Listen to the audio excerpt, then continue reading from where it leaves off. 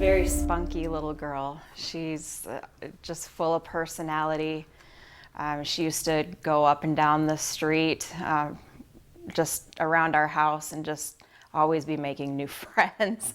It sounds like a like a herd of elephants coming through the house. You know, she's running so fast and just gives you a hug and tells you she loves you, and you know, just how fun and playful she was. She was a very, very, very playful child.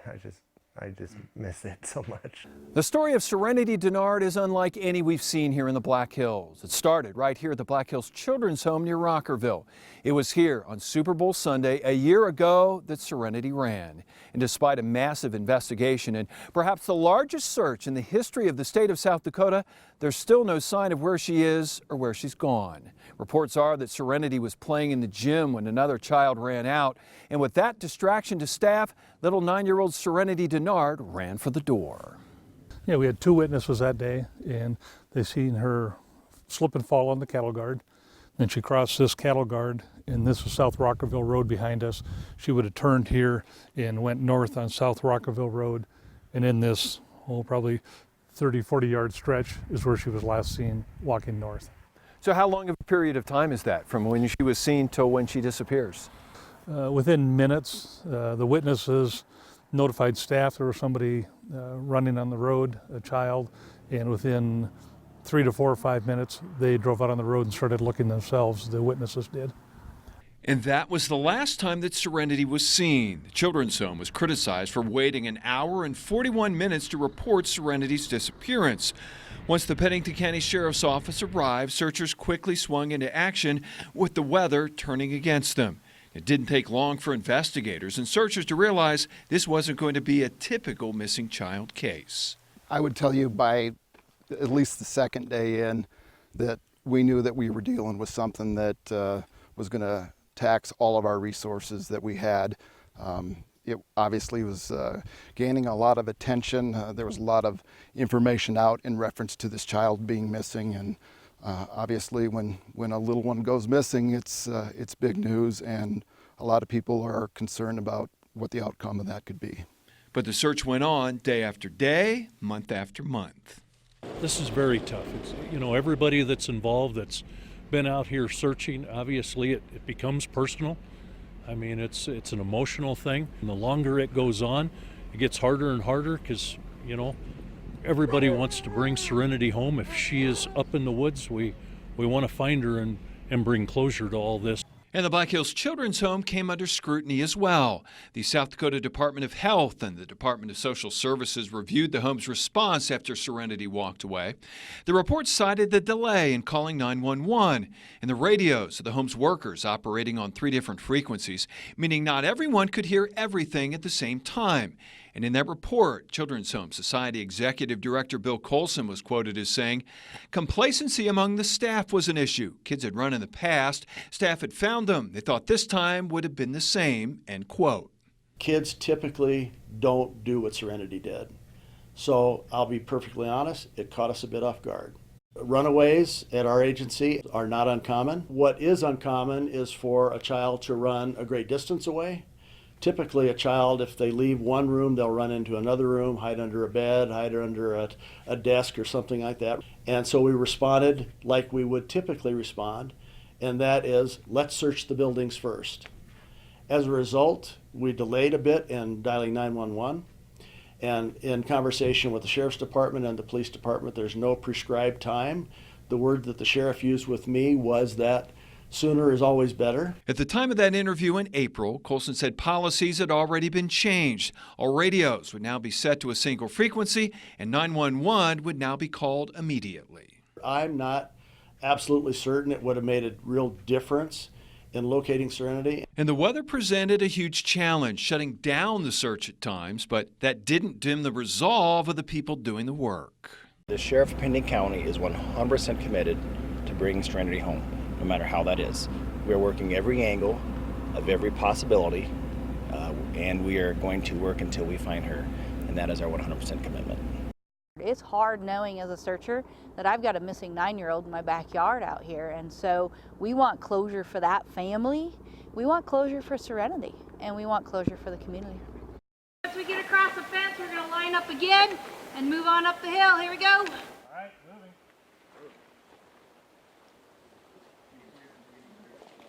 Gail, you're very familiar with this area, being here near Rockerville. What are the challenges of a search in this terrain, in this area out here? There's a lot of challenges with this terrain and this area, not only for us as searchers, but also for the dogs. So if you look at the general area, we have a lot of gray rocks, gray trees, a lot of gray ground. And if you look at the colors that she was wearing at the time Serenity disappeared, a lot of that blends in with the background that we have. For the dogs, the wind conditions in this type of a terrain will whirl around, they'll swirl around, and they're not consistently out of the same direction. So that hampers the dogs. And if they get some sort of interest, they like to stay with that wind. And if the wind's moving around, that just makes it a little more challenging for the dogs as well. Disheartening, I think, is the word the sheriff used. Frustration, and it's just hard ultimately. You know, everybody wants to bring Serenity home. We want to find it. We want to bring kind of some closure to not only her family, but also the community. The community is very involved in this. Those individuals are rock stars. The amount of time, you know, they're donating their personal time. You know, there are people going up there with dogs all the time. You know, people donating to the cause. It's, you know, we live in an awesome community. You know, that people genuinely care. But she's still missing. But, you know, I can't. You know, it's not their fault. They haven't found her. You know, they're trying. I honestly believe that they're putting in every ounce of effort that they can. And the search continued, whether it was search dogs or community members, including this group of Ellsworth Air Force Base airmen who turned out in June. We're going to get told from where we're going to start and just keep going until they call us back for lunch. I was like, might as well just, you know, utilize my time wisely and help for a good cause. So she's been missing for a while, so why not get her found? We're all part of a big community of the Black Hills, and we're very proud to have been selected to come here and hopefully bring the family closure. And, you know, definitely glad that they want us here.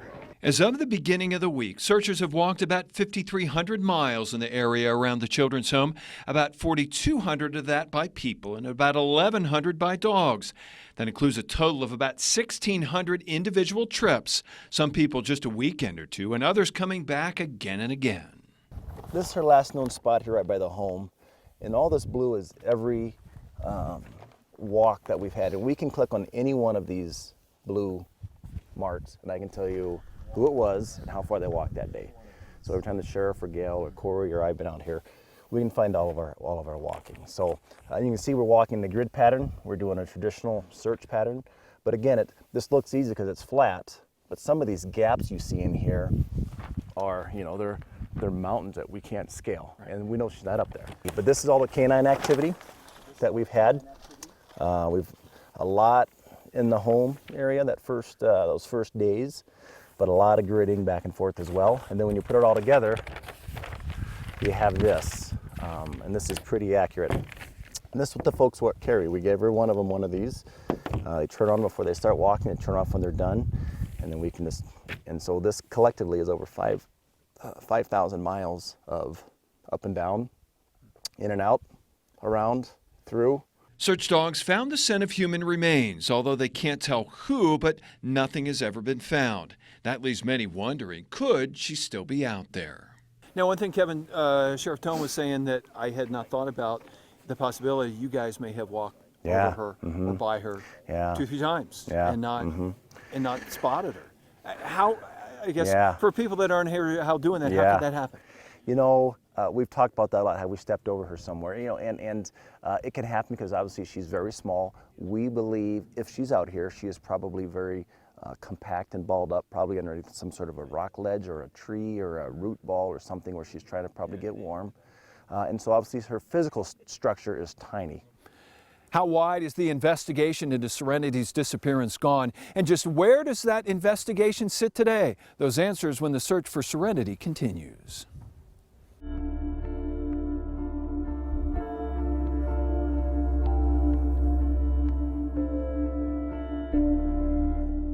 You've seen the searchers and you've seen the dog teams fanning out in the Rockerville area, but that's the part of the investigation into Serenity Dennard's disappearance that's visible.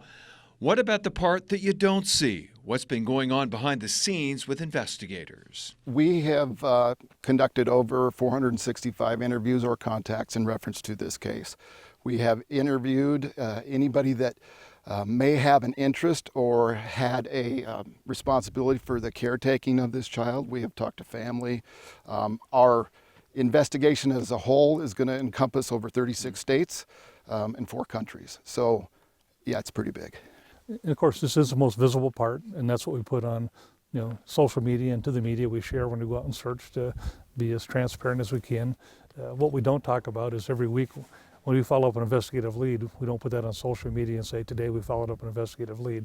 So people need to understand that while we're searching, we're also investigating at the same time and have since the beginning. Brubachen said they had a recent meeting with the FBI to go over the case to see whether there's anything they weren't seeing, anything else they should examine. He says they didn't find anything new. So after all of that, is there a definitive answer as to just what happened to Serenity Dennard? Do you feel like she's out here? I always say this, we're investigating, we're searching. Based on our cadaver scent that we've had, we feel there's something out here, whether that's Serenity or somebody else. I can't tell you that. I lean towards her being in the woods as opposed to being abducted, but I can't unequivocally say one way or the other because we haven't found her. I mean, do you believe she's out here? I'm going to agree with what the sheriff says. We have not logged 5,000 miles of walking just to put on a show so people think we're working hard. We've done an investigation, which is very thorough, and we've done searching, which is very thorough, so we can cover both bases. So until we decide we're no longer looking, I will continue to look, and we're going to bring her home eventually. How hopeful are you that she's alive and she's out there somewhere? You always hope that that's the case. I have to look at things factually, and I have to look at where the facts of this case are directing us. So I can't tell you that, she's not alive. I would tell you that my hope is that she is alive, okay? But I'm also looking at the possibility that she's not. What do you think, looking back, what do you think happened that day? What do you think, I mean, you had to have thought a lot about that. What do you think happened that day?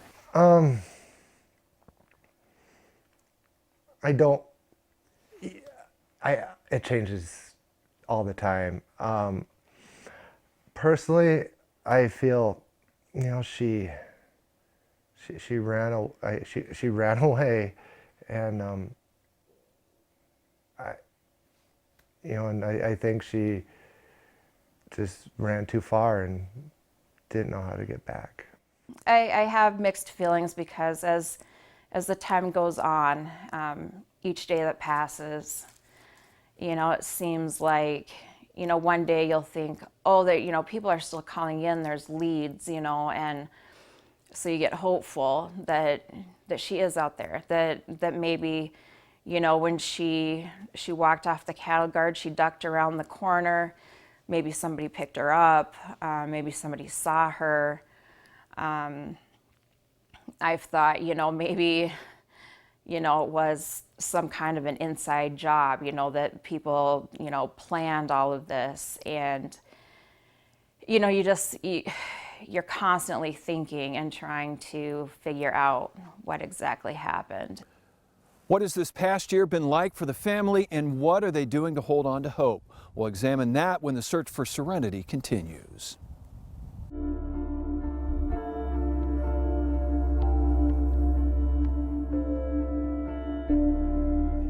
After being moved from foster home to foster home, Serenity was finally adopted by Chad and Darcy when Serenity was 4. Darcy and Chad divorced and both remarried. Serenity was living with Chad and Cassandra when she was put into the Black Hills Children's Home. Serenity faced a lot of attachment issues. It's called a reactive attachment disorder. And it just, with her trauma from being in the social services system, she had a really, she couldn't really attached to a person. You know, she didn't understand feelings like a healthy kid would. It would seem like some days she had a very close bond with you, and then the next day, you know, it was, I don't like you, you're not my parents, and, you know, so she could switch pretty easily back and forth. It's been a year now since Serenity Dennard disappeared. That means frustration for searchers, frustrations for investigators, and frustrations for the public following the case. But what has that year been like for Serenity's family? You're wearing a mask every day, you know, because it's on the forefront, first thing on your mind every second of every day. Seeing going through the drive-through at the Dairy Queen or whatnot, and, you know, there's a missing picture, you know, and it's good that they're there, but, you know, it's just a punch every time to the heart, you know. It brings it back home every time. Pretty much hell. There's days when you can't get out of bed. You just can't. You're thinking about her all the time. I pray about her constantly. It's been rough, having my own personal emotions going through my mind about what I could have done better, but having to see my wife go through what she goes through on a daily basis is very difficult for me to watch. Miserable, absolutely. It's hard for us, it's hard for everyone around us, it's hard for our other children. We want answers. I think we try to make ideas, like this could be the situation, or this could be just to get you through the next minute. It's also been a year of dealing with online speculations, theories, and often accusations against virtually everyone involved. No matter, you know, how Chad and I ended things and our relationship, that we are all good people. There's many family members that Serenity has, and we all love her so much. You know, there's no hidden details. You know, it's what's out there is out there, really. You know, we're not hiding her. You know, nobody's in our family's hiding her, and, you know, she's a missing little girl, and that's just it. That's really all there is to it. She's out there needing help. Are there changes that can be made to help other children in the same situation in the future? The important lessons learned in the search for Serenity.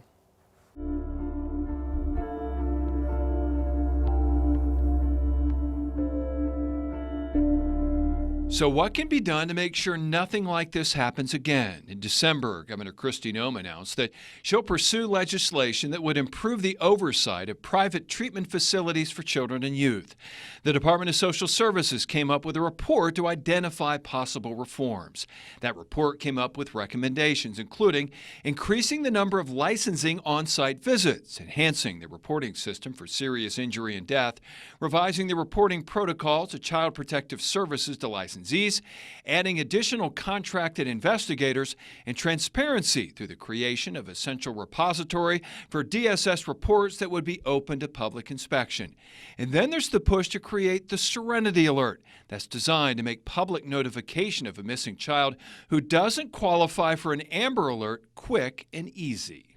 So Serenity did not qualify for that. That's the reason why the Endangered Child Alert went up. So Kayla Saka out of Nebraska and myself started pushing this alert called the Serenity Alert, because of course everybody knows the Amber Alert was named after a little girl named Amber. This one we're going to name after Serenity. Well, you've got the Amber Alert way up here, and you've got the Endangered Child Alert way down here. What we're trying to do is filter it and put a Serenity Alert right between the two in the middle. So if we could get a 6th, an 8th, a 10th, a 12th of those kids that go missing come back to their families, that's a pretty big number.